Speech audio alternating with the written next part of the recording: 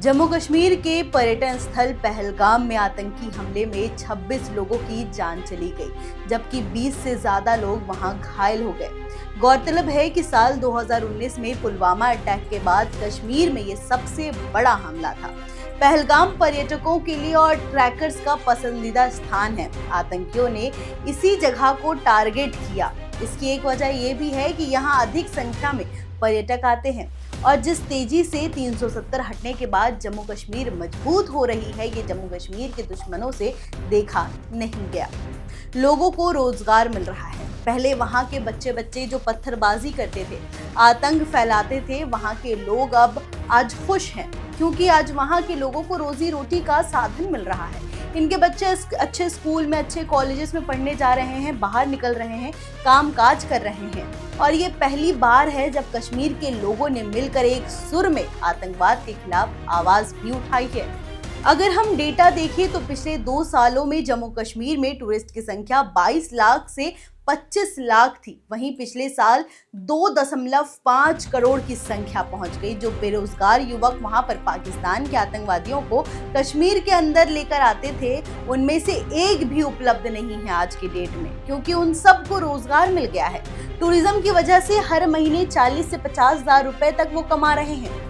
जितने होटल्स थे सब भर जाते हैं। जिस चीज से पूरे राज्य की इकोनॉमी चल रही हो, वो अपनी पेट पर भला लात क्यों मारेंगे। हो सकता है कि उनमें से कुछ लोग बहकावे में आ गए हों, लेकिन सपोर्ट के बिना, किसी सपोर्ट के बिना इतना बड़ा हमला करना पॉसिबल नहीं है, ये बात हम मानते हैं। लेकिन सामान्य तौर पर अगर हम देखें तो वहाँ का समुदाय जो है वो क्यों चाहेगा कि पहलगाम स्विट्जरलैंड जो था, पहलगाम जो इंडिया का मुकुट माना जाता है, पहलगाम जम्मू कश्मीर जो इंडिया का मुकुट माना जाता है, इंडिया का जम्मू कश्मीर जो है वो आपका जन्नत माना जाता है, स्विट्जरलैंड माना जाता है, वो घोस्ट सिटी में बन जाए। वहाँ के लोग ये क्यों चाहेंगे आखिर? कश्मीर का सामान्य मुसलमान ये कभी नहीं चाहेगा कि उसका रोजगार जो बढ़ रहा है वो रुक जाए।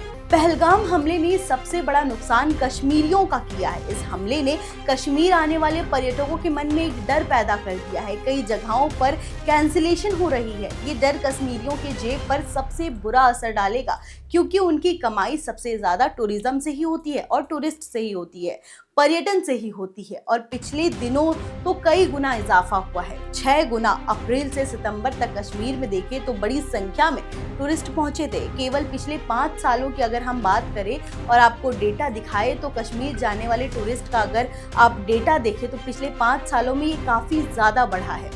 2020 में कोविड महामारी के कारण केवल 34.7 लाख पर्यटक पहुंचे थे।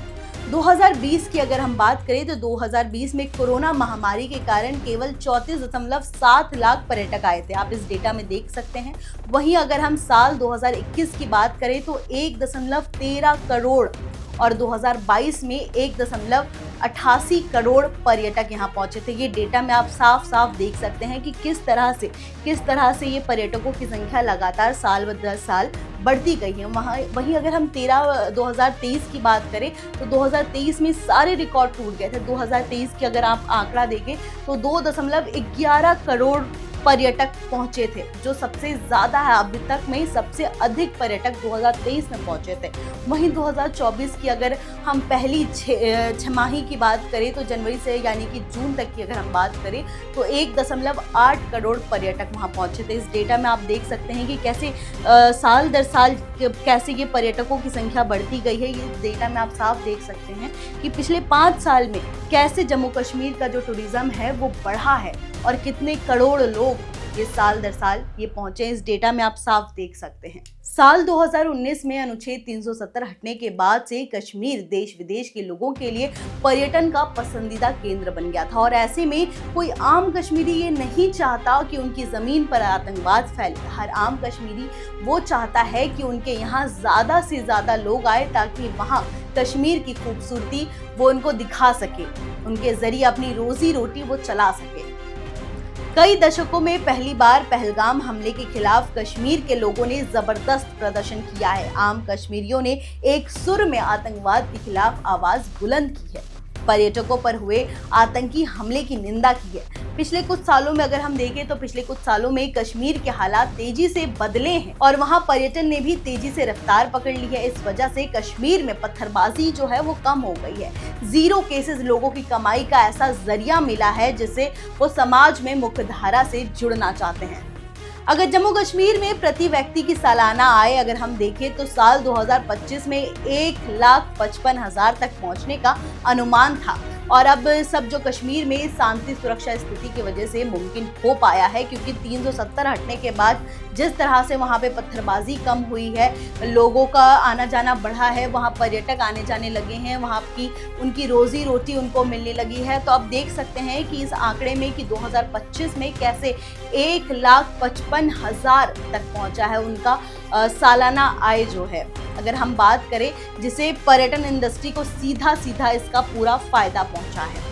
देश भर से लोग वहां पर आते हैं क्योंकि 2018 से अगर हम देखें तो 2023 तक आतंकी घटनाओं में लगभग 99% की कमी आई थी। जम्मू कश्मीर की अर्थव्यवस्था में पर्यटन का योगदान 7 से 8% है। ये हिस्सेदारी लगभग 21,500 करोड़ की होती है। अगले 4 से 5 सालों में सरकार की कोशिश अर्थव्यवस्था में पर्यटन की हिस्सेदारी को 8 से लेकर सीधा 15% तक ले जाने का अनुमान था, लेकिन ये झटका अब उन्हें लग सकता है।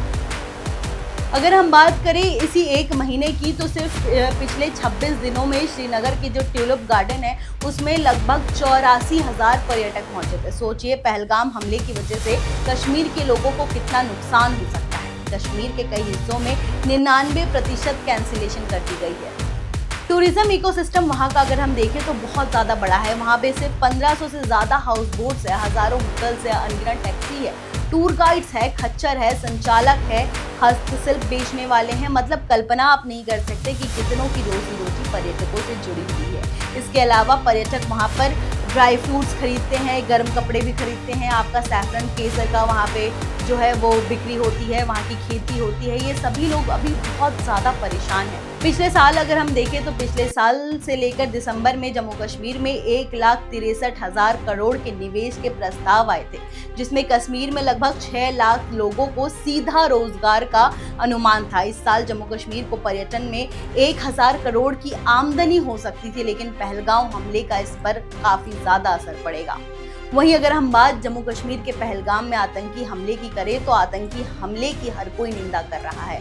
इसमें 26 बेगुनाहों की जान चली गई है। इस घटना के बाद समाज के हर वर्ग ने अपनी प्रतिक्रिया दी है। इस बीच जाने माने शिक्षक विकास दिव्या कीर्ति ने भी अपनी राय रखी है। उन्होंने कहा है कि जिनके सिर पर कैमरे लगे हुए थे, लाइव टेलीकास्ट कर रहा था, एडिट हो रहा था, ऑन द स्पॉट अपने अकाउंट को वो भेज रहे थे, बड़ी बड़ी बंदूकें संभाल पा रहे थे, जो पूछ रहे थे कि तुम्हारा धर्म कौन सा है, और सीधे मार दे रहे थे। इतने ठंडे खून के साथ किलिंग करना मजाक नहीं होता है। जी हाँ, ये उन्होंने बिल्कुल सही कहा। और इतना ही नहीं कहा, उन्होंने आगे और जो कुछ कहा वो कहते हैं कि वो इतना कोल्ड ब्लडेड मर्डर कोई कैसे कर सकता है, उसे जाहिर सी बात है ट्रेनिंग मिली होगी। इसके साथ ही डॉक्टर विकास कहते हैं कि ट्रेनिंग सीधी सी बात है पाकिस्तान से ही मिली होगी। पाकिस्तान की जनता को उनके ख्याल से कोई दिक्कत नहीं है। जनता में कुछ मूर्ख हर देश में होते हैं जो बिना बात के बिलबिलाते रहते हैं। डॉक्टर विजय कहते हैं कि मेरे ख्याल से फिलहाल जो दिक्कत है वो वहाँ की आर्मी को है। आर्मी को इसलिए दिक्कत है क्योंकि पाकिस्तान एक फेल्ड स्टेट की स्थिति में जा पहुंचा है। कटोरा लेकर दुनिया भर में भीख मांगने लगता है।